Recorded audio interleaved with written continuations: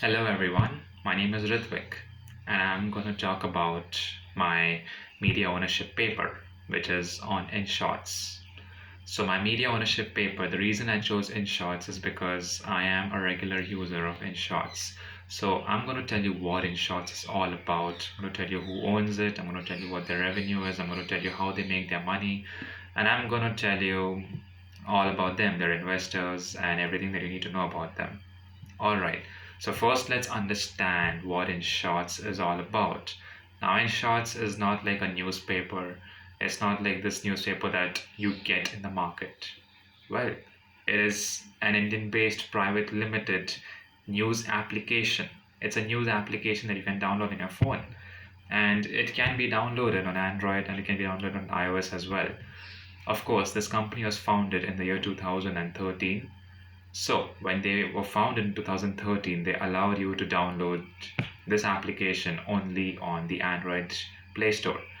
Eventually, in 2015, when they got their investments and when they got a little more investors to kind of pump in money into their business model, they allowed the downloads on iOS as well. It kind of they took it to the next level technically. Right. All right. So that's what InShots is in one line. But what exactly does InShots do?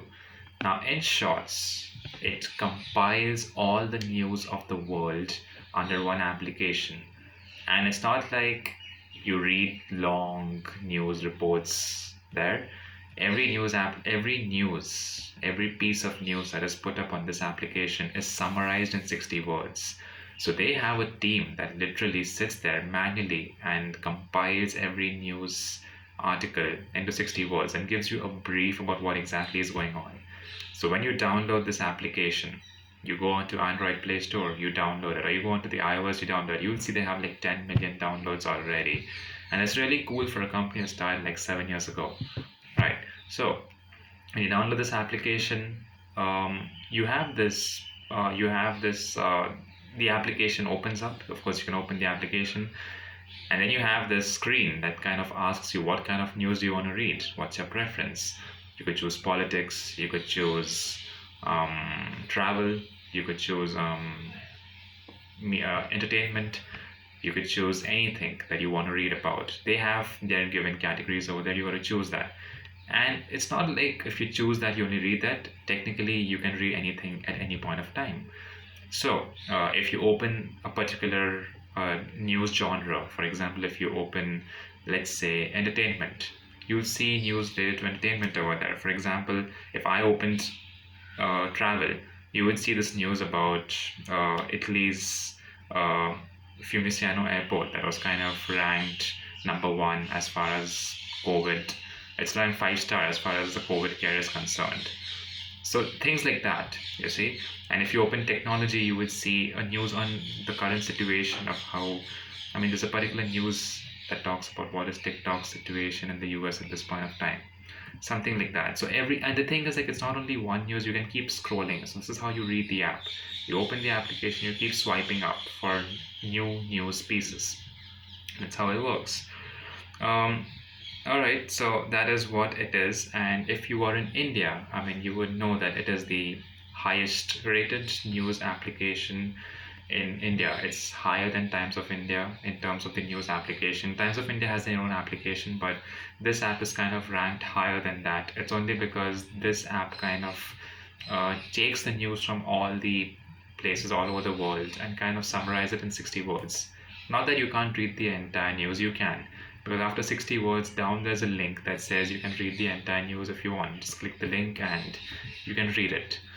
But honestly, if you're on the run and you want to know what's going on, in 60 words, you'd get a summary of what exactly is going on with every different news piece. So that's what it is. This particular app is basically all about. So now I'm going to tell you who exactly founded this application. Now, this application was founded, like I told you, in 2013 by these three guys. Now, these three guys are, their names are, I mean, Azhar Iqbal, who is the CEO of the organization even today, and he's joined by Deepak Puryaksta and Arunay Arunav. So these guys, three of them, they are dropouts of the Indian Institute of Technology.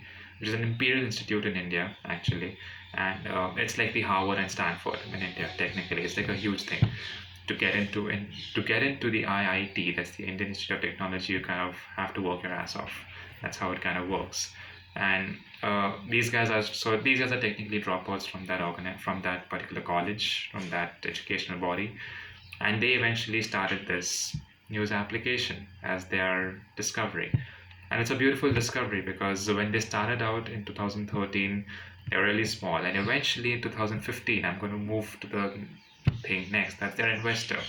In 2015, they had this investor called Tiger Global that pumped in about $20 million. And that's really good, if they pumped in $20 million into their organization.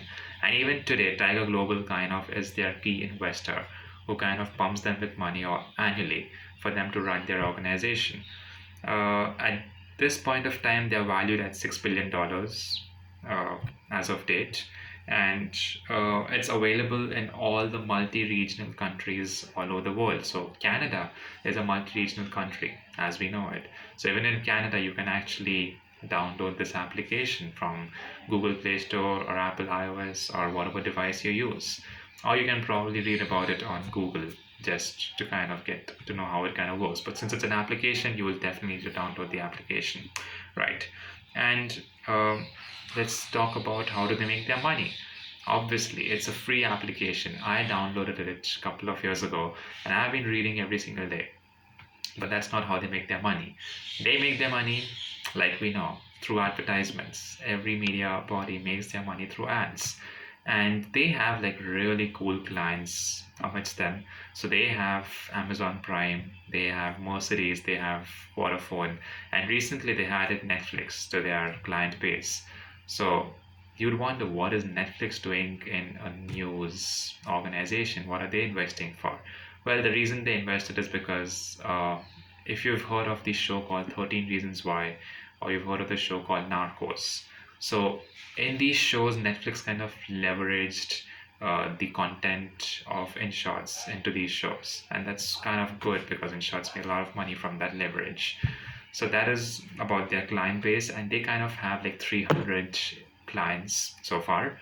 And they aspire to add in 10 clients every single month to kind of develop their client base. That's how they work. And I'm going to tell you more about these guys. I've got like sheets of paper here, so I'm kind of reading it, right? So yeah, about their rivals. Now, they don't have too many rivals considering the kind of body that they are. They don't have too many rivals, but yeah, there is this one rival called News Hunt that kind of came up in 2015, you see, and they kind of raised like $40 million to start their organization.